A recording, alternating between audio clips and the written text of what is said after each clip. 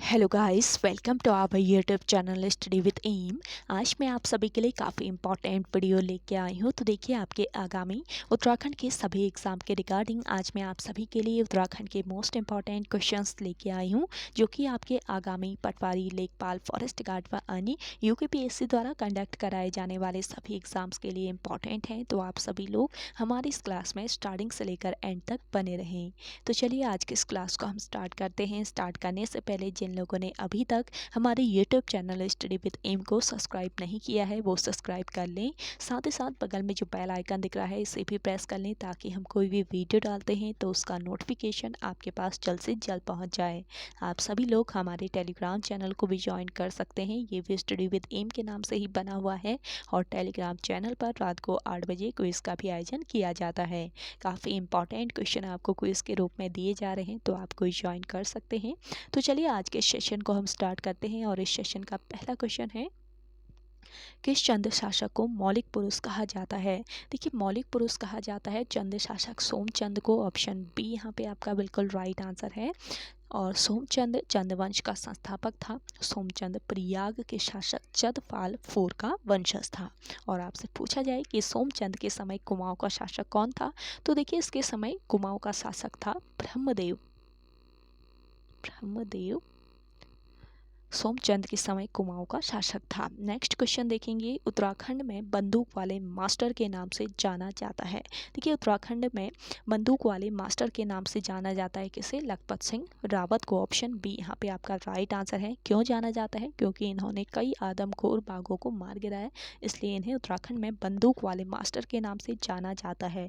और आपसे पूछा जाए कि लखपत सिंह रावत का पेशा क्या है, तो पेशे से ये क्या है? एक शिक्षक हैं। ये आपको याद रखना है, पेशे से एक शिक्षक हैं, लेकिन उत्तराखंड में ये बंदूक वाले मास्टर के नाम से जाने जाते हैं। नेक्स्ट क्वेश्चन देखेंगे, मुकुंदी लाल संग्रहालय किस जनपद में है? मुकुंदी लाल संग्रहालय है आपके पौड़ी गढ़वाल में। ऑप्शन ए बिल्कुल करेक्ट आंसर है। पौड़ी के कोटद्वार स्थित मुकुंदी लाल के घर को किस नाम से जाना जाता है? भारतीय भवन के नाम से जाना जाता है, जो कि एक पक्षियों व फूलों का संग्रहालय है। और वहीं आपसे पूछा जाए कि मौलाराम चित्र संग्रहालय कहाँ पर स्थित है, तो मौलाराम चित्र संग्रहालय है कहाँ पर? श्रीनगर में। नेक्स्ट क्वेश्चन देखेंगे, सुमित्रा नंदन पंत को ज्ञानपीठ पुरस्कार कब दिया गया? सुमित्रा नंदन पंत को ज्ञानपीठ पुरस्कार दिया गया था वर्ष 1968 ईस्वी में। ऑप्शन बी यहाँ पे आपका राइट आंसर है। देखिए, हिंदी साहित्य का प्रथम ज्ञानपीठ पुरस्कार वर्ष 1968 में किस रचना के लिए? चितंबरा नामक रचना के लिए सुमित्रा नंदन पंत को मिला। और सुमित्रा नंदन पंत के जन्म की अगर हम बात करें तो 20 मई वर्ष 1900 ईस्वी को इनका जन्म कहाँ पर हुआ था? कौसानी में। कौसानी बागेश्वर में इनका जन्म हुआ था। और इनके बचपन का नाम था गोसाई दत्त। और ये हिंदी साहित्य के छायावादी युग के कवि थे। सुमित्रा नंदन पंत जो थे ये किस युग के? छायावादी युग के कवि थे। नेक्स्ट क्वेश्चन देखेंगे, कौन सी नदी केदारनाथ से रुद्रप्रयाग तक बहती है? इंपॉर्टेंट क्वेश्चन है। तो देखिए, कौन सी नदी है जो कि केदारनाथ से रुद्रप्रयाग तक बहती है, तो ये नदी है मंदाकिनी नदी। ऑप्शन डी बिल्कुल करेक्ट आंसर है। और मंदाकिनी नदी कहाँ से निकलती है ये भी पूछा जा सकता है। तो देखिए, इस नदी का उद्गम कहाँ से होता है? रुद्रप्रयाग जनपद के मदरांचल श्रेणी के चौराबाड़ी ग्लेशियर से। मंदाकिनी नदी रुद्रप्रयाग जनपद के मदरांचल श्रेणी के चौराबाड़ी नामक ग्लेशियर से निकलती है, जिसकी सहायक नदी कौन सी है? मधुगंगा। मधुगंगा इसकी सहायक नदी है। और मधुगंगा और मंदाकिनी नदी का संगम कहाँ पे होता है? देखिए, मधुगंगा और मंदाकिनी जो नदी है इसका संगम कहाँ पे होता है? काली मठ के पास। काली मठ नामक स्थान के पास मधुगंगा व मंदाकिनी नदी का संगम होता है। और अन्य सहायक नदियों की अगर हम बात करें इसकी, तो लस्तर, रावण गंगा, इसके अलावा सोन नदी इसकी अन्य सहायक नदियां हैं। और केदारनाथ मंदिर जो है ये भी मंदाकिनी नदी के तट पर स्थित है। ये पॉइंट पे आप ध्यान रखेंगे। अगला क्वेश्चन है आपका, उत्तराखंड में औपनिवेशिक संघर्ष किस काल में प्रारंभ हुआ? तो देखिए, उत्तराखंड में औपनिवेशिक संघर्ष किस काल में प्रारंभ हुआ? गोरखा काल में। ऑप्शन बी बिल्कुल करेक्ट करेक्ट आंसर हो जाएगा। देखिए कुमाऊं पर गोरखों का अधिकार कब हुआ था? 1790 में। ये आपको याद रखना है, इंपॉर्टेंट पॉइंट है, कई बार पूछा जाता है ये क्वेश्चन। तो कुमाऊं पर गोरखों का अधिकार हुआ 1790 ईस्वी से लेकर 1815 ईस्वी तक, और इनका 25 वर्ष तक शासन रहा, ये आपको याद रखना है। और कुमाऊं पर गोरखाओं के अधिकार के बाद प्रथम गोरखा सूबेदार सुब्बा जोग मल्ल शाह नियुक्त हुए थे, ये आपको याद रखना है। कुमाऊं पर गोरखाओं के अधिकार के बाद प्रथम गोरखा सूबेदार सुब्बा जोग मल्ल शाह नियुक्त हुए थे। नेक्स्ट क्वेश्चन है आपका, निम्न में से किसे थारू शोक पर्व के रूप में मनाते हैं? तो देखिए थारू जनजाति के जो लोग हैं ये शोक पर्व के रूप में मनाते हैं किसे? दिवाली को। ऑप्शन बी यहाँ पे आपका राइट आंसर हो जाएगा। थारू जनजाति के लोगों का प्रमुख त्योहार आपसे पूछा जाए तो क्या है इनके प्रमुख त्योहार? बजहर। बजहर इनका एक प्रमुख त्योहार है जो बैसाख माह में मनाया जाता है, और ये लोग दीपावली को शोक पर्व के रूप में मनाते हैं। नेक्स्ट क्वेश्चन देखेंगे, डोक रानी हिमनद किस जनपद में स्थित है? तो देखिए डोक रानी नामक जो हिमनद है आपका ये स्थित है कहाँ पर? इसका राइट आंसर हो जाएगा इनमें से कोई नहीं। देखिए करेक्ट आंसर क्या हो जाएगा? आपसे पूछा जाए कि डोक रानी हिमनद किस जनपद में स्थित है, आपको याद रखना है कहाँ पर? उत्तर काशी जनपद में आपका डोक रानी नामक हिमनद स्थित है। चलिए अगला देखेंगे, उत्तराखंड से राज्यसभा के लिए कितने प्रतिनिधि होते हैं? इस तरीके के क्वेश्चन कई पूछे गए हैं उत्तराखंड पुलिस के एग्जाम पेपर में, तो आप सभी लोग इन क्वेश्चंस को बहुत अच्छे से समझ लीजिए कि किस तरीके के क्वेश्चन आयोग के द्वारा पूछे जा सकते हैं। तो ये आपका इम्पॉर्टेंट क्वेश्चन है, आपको एक एक क्वेश्चन मैं बहुत अच्छे से बता देती हूँ यहाँ पे, तो आप सेशन को एंड तक फॉलो कीजिएगा। उत्तराखंड के राज्यसभा के लिए कितने प्रतिनिधि होते हैं? तो यहाँ पे आपका राइट आंसर हो जाएगा 3। ऑप्शन बी यहाँ पे आपका राइट आंसर है। अगला क्वेश्चन देखेंगे, अगला क्वेश्चन है आपका, उत्तराखंड में किस पंथ ने कदापि अपनी प्रविष्टि दर्ज नहीं की? तो देखिए कौन सा ये पंथ था जिसने अपनी प्रविष्टि दर्ज नहीं की थी? तो ये था आपका नास्तिक पंथ। ऑप्शन डी बिल्कुल राइट आंसर हो जाएगा। अगला क्वेश्चन देखेंगे, गढ़वाल सर्वदलित परिषद का गठन वर्ष 1928 में किया था। इंपॉर्टेंट क्वेश्चन है, गढ़वाल सर्वदलित परिषद का गठन वर्ष 1928 में हुआ, और इसका गठन किसने किया था? जयानंद भारती ने। ऑप्शन सी यहाँ पे आपका राइट आंसर है। जयानंद भारती ने गढ़वाल में छुआछूत और डोला पालकी जैसी कुप्रथा के विरुद्ध आवाज उठाई थी, और लंबे संघर्ष के बाद इस कुप्रथा को समाप्त करने में ये सफल हुए थे। और आपसे पूछ लिया गया था आयोग के द्वारा कि डोला पालकी जो आंदोलन है ये किससे संबंधित है? तो आपको याद रखना है डोला पालकी आंदोलन जो है ये शिल्पकारों से संबंधित है, और इसके अलावा इस आंदोलन के प्रवर्तक कौन है डोला पालकी आंदोलन के, ये भी पूछा जाए तो आपको जयानंद भारती याद रखना है। अगला क्वेश्चन देखेंगे, टिहरी राज्य का भारतीय संघ में विलीनीकरण किस वर्ष हुआ था? तो देखिए टिहरी राज्य का भारतीय संघ में विलीनीकरण ये अक्सर पूछा जाता है ये क्वेश्चन, तो इसको ध्यान रखेंगे। इसका करेक्ट आंसर क्या हो जाएगा? 1949 1949 में 1 अगस्त 1949 को टिहरी राज्य का भारत में विलीनीकरण हुआ था, और संयुक्त प्रांत का 50वां जिला बना, इसको याद रखेंगे। और विलीनीकरण पत्र में सर्वप्रथम हस्ताक्षर करने वाले व्यक्ति कौन थे? परिपूर्णानंद पैन्यूली, ये आपको याद रखना है। और कमेंट करके बताएं कि टिहरी राज्य का भारतीय संघ में विलीनीकरण के समय टिहरी का राजा कौन था। अगला क्वेश्चन है आपका, बेदनी बुग्याल कहाँ पर स्थित है? बेदनी बुग्याल है आपके चमोली जनपद में। ऑप्शन ए बिल्कुल करेक्ट आंसर है, और राज्य का सबसे बड़ा बुग्याल है ये आपको याद रखना है बेदनी बुग्याल, जो कि चमोली जनपद के कहाँ पर स्थित है? रूपकुंड, आपने पढ़ा होगा रूपकुंड, तो रूपकुंड के पास ही स्थित है ये बेदनी बुग्याल।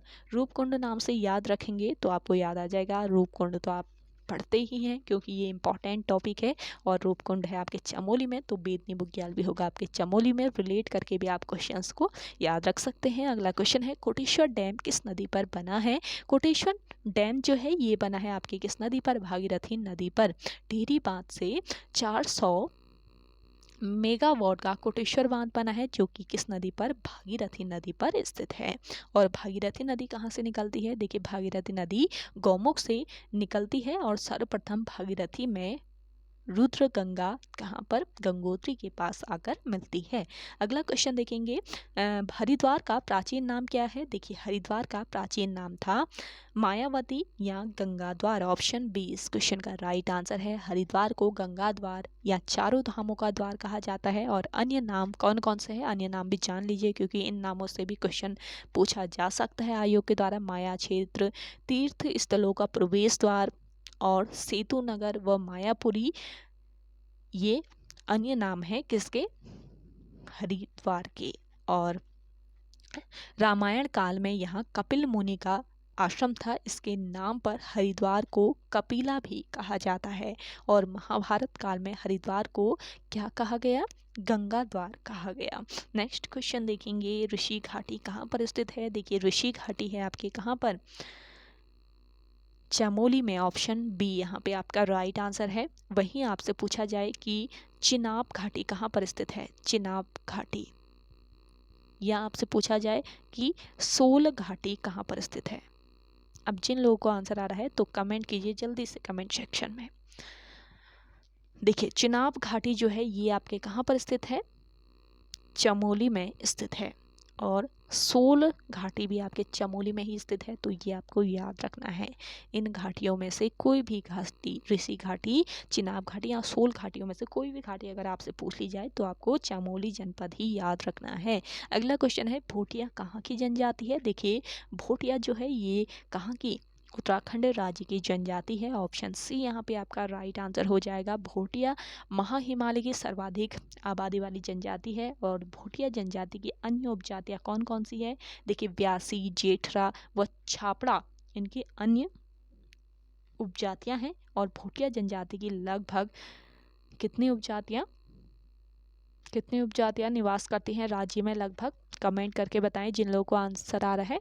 भोटिया जनजाति की लगभग कितनी उपजातियाँ राज्य में निवास करती हैं, ये आप आंसर करके बताएं अगर आपको आंसर आ रहा है तो।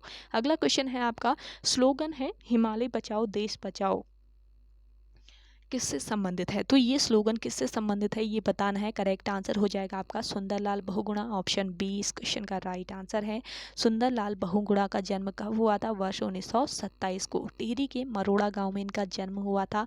और ये वृक्ष मित्र के नाम से प्रसिद्ध हुए। अगर आपसे पूछा जाए कि वृक्ष मित्र के नाम से किसे जाना जाता है तो सुंदरलाल बहुगुणा आप याद रखेंगे, इंपॉर्टेंट पॉइंट है ये। और चिपको आंदोलन को शिखर तक पहुँचाने का श्रेय भी किससे जाता है? सुंदरलाल बहुगुणा को जाता है। और अपनी पत्नी विमला के सहयोग से इन्होंने पर्वतीय नवजीवन मंडल की भी स्थापना की थी, ये आपको याद रखना है। और वर्ष 2009 में इन्हें कौन सा सम्मान दिया गया था? पद्म विभूषण सम्मान दिया गया था। चलिए अगला देखते हैं, उत्तराखंड की सर्वाधिक लंबाई वाली नदी कौन सी है? तो देखिए उत्तराखंड की सर्वाधिक लंबाई वाली नदी है आपकी कौन सी? काली नदी। ऑप्शन ए बिल्कुल राइट आंसर है। काली नदी जैक्सा श्रेणी के लिपू लेक के पास काला पानी नामक स्थान से निकलती है। ये ध्यान रखेंगे, काला पानी नामक स्थान से यह नदी निकलती है। और स्कंद पुराण में काली नदी को क्या कहा गया है? श्यामा नदी कहा गया है। और देखिए कुठियांगटी नदी जो है ये काली की प्रारंभिक सहायक नदी है। और काली नदी राज्य में बहने वाली सबसे लंबी नदी है। और इसकी लंबाई कितनी है?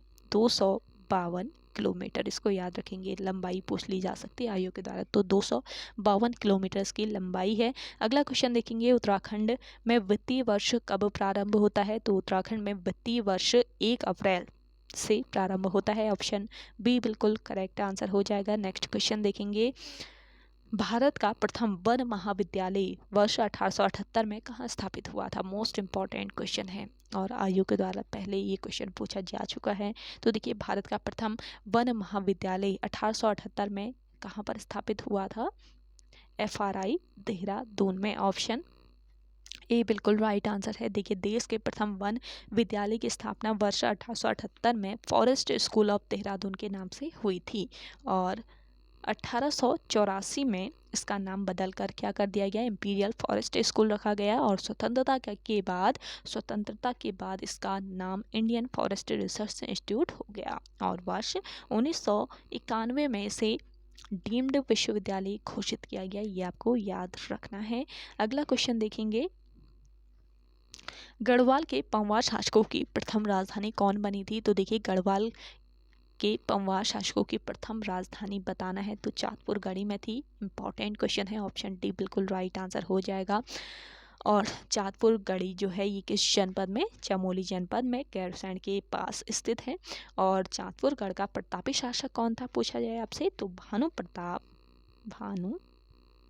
प्रताप चाँदपुरगढ़ का प्रतापी शासक था। इन क्वेश्चंस को बहुत अच्छे से देख लीजिए, क्योंकि आप अगर उत्तराखंड पुलिस का पेपर आप देखते हैं तो आयोग के द्वारा बेसिक क्वेश्चन बहुत ज़्यादा पूछे गए हैं, लेकिन कुछ बच्चे होते हैं कि थोड़ा सा मॉडरेट लेवल के पढ़ने के चक्कर में बेसिक नहीं पढ़ते हैं, तो पूरी पेपर की लीपापोती फिर हो जाती है। क्योंकि अगर बेसिक से आप स्टार्ट करेंगे तो बहुत अच्छा आप स्कोर कर सकते हैं। ऐसे ही पटवारी के लिए आप बेसिक भी पढ़ के जाएं और आप थोड़ा सा मॉडरेट लेवल का भी पढ़ के जाएं, और हर तरीके की क्लासेस आपको यहाँ पे मॉडरेट एंड बेसिक दोनों क्लासेस स्टडी विद एम के द्वारा प्रोवाइड की जाती है उत्तराखंड की। साथ ही साथ जीके जीएस की भी दी जाती है, करंट अफेयर भी आपको दिए जा रहे हैं, तो इन क्लासेस को आप ज्वाइन जरूर कर लीजिए। काफ़ी महत्वपूर्ण ये क्लासेस है और बहुत सारे क्वेश्चन होते हैं जो कि आते भी हैं हमारे सेशन से, तो काफ़ी हेल्पफुल ये सेशन है, तो आप इनको फॉलो ज़रूर कीजिएगा। और आप सभी को आज रात को करंट अफेयर की क्लास दी जाएगी रात को 8 बजे, तो उसके लिए भी आप सभी लोग तैयार रहें। और आप सभी को ये सेशन पसंद आ रहा है लाइक कर लें। जिन लोगों ने अभी भी हमारे YouTube channel study with M को सब्सक्राइब नहीं किया है वो सब्सक्राइब कर लीजिए और सेशन शेयर जरूर कीजिए। चलिए नेक्स्ट क्वेश्चन देखते हैं, किस पंवार शासक ने शेरशाह सूरी की भांति सड़कें बनवाई थी। तो देखिए शेरशाह सूरी की भांति सड़कें किसने बनवाई थी, यहाँ पे आपका राइट आंसर हो जाएगा नरेंद्र शाह ने। ऑप्शन सी बिल्कुल राइट आंसर हो जाएगा। देखिए नरेंद्र शाह का शासनकाल कब से कब तक था, वर्ष 1913 से लेकर वर्ष 1946 तक, और इसकी संरक्षिका थी राजमाता नेपालिया किसकी, नरेंद्र शाह की संरक्षिका थी। और राज्य में भूमि व्यवस्था की डोरी पैमाइश प्रथा का प्रयोग किसने किया था पूछा जाए तो नरेंद्र शाह को याद रखना है। अगला क्वेश्चन है आपका, देखिए उत्तराखंड की प्रथम महिला पर्वतारोही कौन है। उत्तराखंड की प्रथम महिला पर्वतारोही है कौन, बछेंद्री पाल। ऑप्शन डी बिल्कुल राइट आंसर है। बछेंद्री पाल भारत की पहली व विश्व की चौथी महिला एवरेस्ट आरोहण विजेता है, और बछेंद्री पाल का नाम वर्ष 1990 में गिनीज बुक ऑफ रिकॉर्ड में शामिल हुआ था, और इनका जन्म किस जनपद में हुआ था, उत्तरकाशी जनपद में। ये आपको याद रखना है, उत्तराखंड राज्य के उत्तरकाशी जनपद की हैं बछेंद्री पाल। अगला क्वेश्चन है, उत्तराखंड के निम्न पर्वत शिखरों में सबसे ऊंचा कौन सा है। तो देखिए शिखर जो है बहुत अच्छे से पढ़ लीजिए आप सभी लोग। नंदा देवी की हाइट पूछ ली गई थी आयोग के द्वारा इस बार, तो हो सकता है अगले बार सबसे ऊंचा पर्वत शिखर आपसे पूछ लिया जाए उत्तराखंड राज्य का, तो उत्तराखंड के इन पर्वतों में से सबसे ऊंचा पर्वत शिखर है आपका कौन सा, नंदा देवी। ऑप्शन सी बिल्कुल राइट आंसर है, और इसकी हाइट कितनी है 7,817 मीटर, लेकिन आपको ऑप्शन में मिला था 7,816 मीटर। तो जिन लोगों ने 8,716 किया है बिल्कुल करेक्ट है उनका आंसर, क्योंकि आयोग ने यही करेक्ट माना है। अगला देखेंगे, शिवानी विश्वकर्मा किससे संबंधित है। शिवानी विश्वकर्मा संबंधित है किससे, चित्रकार से। ऑप्शन सी यहाँ पे आपका राइट आंसर है। अगला देखेंगे, चित्रेश्वर मंदिर किस जनपद में स्थित है। तो चित्रेश्वर मंदिर जो है ये आपके कहाँ पर, अल्मोड़ा जनपद में स्थित है। ऑप्शन ए बिल्कुल राइट आंसर हो जाएगा। अगला देखेंगे, टिहरी के किस शासक की मृत्यु दीपावली के दिन हुई थी। तो देखिए टिहरी का ये कौन सा शासक था जिसकी मृत्यु दीपावली के दिन हुई थी, तो ये शासक था आपका मानवेंद्र शाह। सॉरी यहाँ पे थोड़ा सा आप अपना आंसर राइट कर लीजिएगा, क्योंकि मानवेंद्र शाह इसका राइट आंसर नहीं है, इसका राइट आंसर है उपेंद्र शाह। टिहरी के उपेंद्र शाह जो हैं ये एक शासक थे जिनकी मृत्यु कब हुई थी, दिवाली के दिन हुई थी, ये आपको याद रखना है। और मानवेंद्र शाह की मृत्यु हुई थी 5 जनवरी 2007 में, ये याद रखना है। दिवाली तो आपके कब होती है, अक्टूबर नवंबर के आसपास होती है ना, तो 5 जनवरी 2007 को इसकी मृत्यु हुई थी मानवेंद्र शाह की। और मानवेंद्र शाह टिहरी रियासत का अंतिम राजा था। और यहाँ पे आपका राइट आंसर हो जाएगा क्या, उपेंद्र शाह, ये आपको याद रखना है, इसको करेक्ट कर लीजिएगा।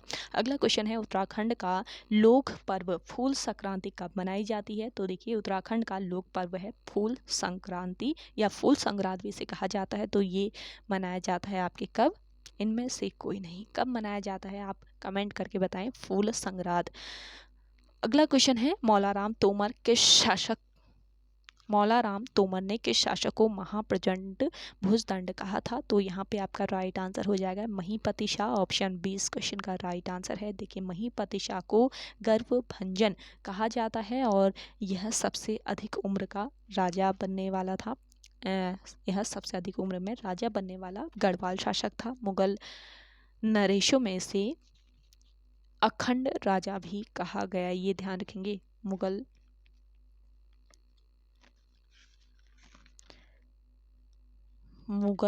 जो नरेश थे इनके द्वारा इन्हें क्या कहा गया? अखंड राजा भी कहा गया। अगला क्वेश्चन है आपका, स्कंद पुराण में गढ़वाल के लिए प्रयुक्त नाम है। तो स्कंद पुराण में गढ़वाल के लिए कौन सा नाम प्रयुक्त किया गया है? यहाँ पे आपका राइट आंसर है केदारखंड। अगला क्वेश्चन है आपका, निम्नलिखित में से किस नृत्य में गीत नहीं गाया जाता? तो ये नृत्य है आपका छोलिया नृत्य, जिसमें गीत नहीं गाया जाता है। देखिए कुमाऊं में छोलिया नृत्य युद्ध नृत्य की एक शैली है, ये आपको याद रखना है। कुमाऊं में छोलिया नृत्य युद्ध नृत्य की शैली है और छोलिया नृत्य शादी व धार्मिक अवसरों, इसके अलावा किर्जी कुंभ के समय किया जाता है। अगला क्वेश्चन देखेंगे, उत्तराखंड की तीजन बाई के नाम से प्रसिद्ध हैं। तो देखिए उत्तराखंड की तीजन बाई के नाम से कौन प्रसिद्ध हैं? ये है कबूतरी देवी। ऑप्शन ए बिल्कुल राइट आंसर हो जाएगा। और कबूतरी देवी जो हैं ये उत्तराखंड राज्य की लोक गायिका हैं। अगला क्वेश्चन है, एड गुरु के नाम से प्रसिद्ध कौन है? तो एड गुरु के नाम से प्रसिद्ध हैं कौन? प्रसून जोशी। ऑप्शन ए बिल्कुल राइट आंसर हो जाएगा। अगला क्वेश्चन है, ब्यूटीफुल गढ़वाल किसकी रचना है? मोस्ट इंपॉर्टेंट क्वेश्चन है। तो देखिए ब्यूटीफुल गढ़वाल जो रचना है ये किसकी है? रस्किन बॉन्ड की। ऑप्शन बी यहाँ पे आपका राइट आंसर हो जाएगा। रस्किन बॉन्ड देश के सबसे बड़े बाल साहित्यकार थे और उनकी पहली पुस्तक का नाम क्या था? रूम ऑन द रूफ, जो कि वर्ष 1955 ईस्वी में प्रकाशित हुई। और साहित्य अकादमी पुरस्कार मिला था इन्हें, रस्किन बॉन्ड को किस वर्ष मिला? ये आप कमेंट करके बताएं कमेंट सेक्शन में। अगला क्वेश्चन है, कालसी शिलालेख की खोज किसके द्वारा की गई? देखिए कालसी शिलालेख की खोज किसके द्वारा की गई ये बताना है। तो यहाँ पे आपका राइट आंसर हो जाएगा जॉन फॉरेट। जॉन